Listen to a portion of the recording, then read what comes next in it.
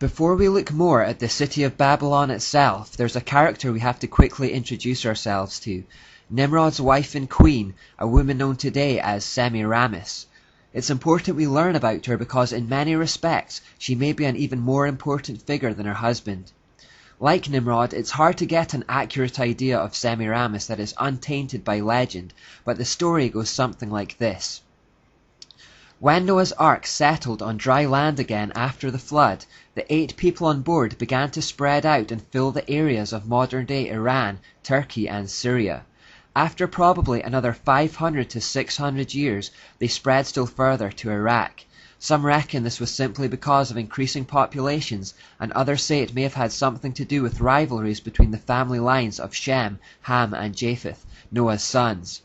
At any rate, modern archaeology confirms that the people who occupied these areas were of the same race and culture, and the most reliable research indicates that it was from this region that animal husbandry, agriculture, metalwork and citification spread throughout the earth.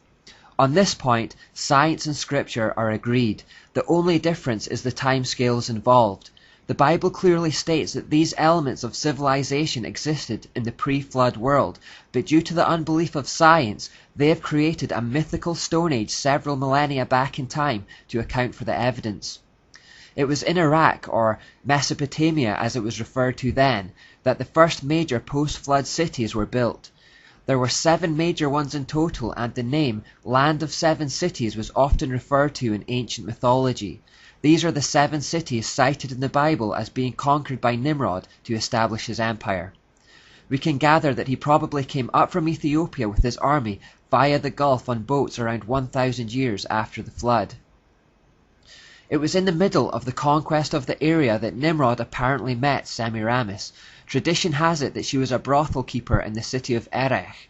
Although we don't know for certain that they met in that brothel, we can reasonably assume that their initial meeting was in quite unsavory and seedy circumstances.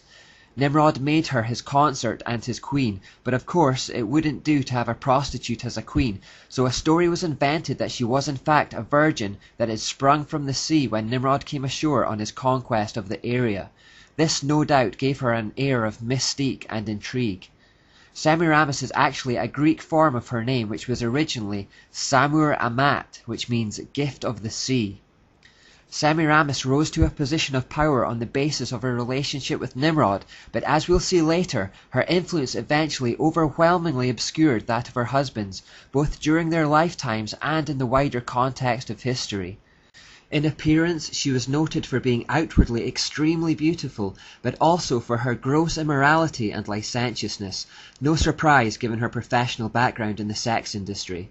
Along with Nimrod, she helped rule the newly created empire of Babylon.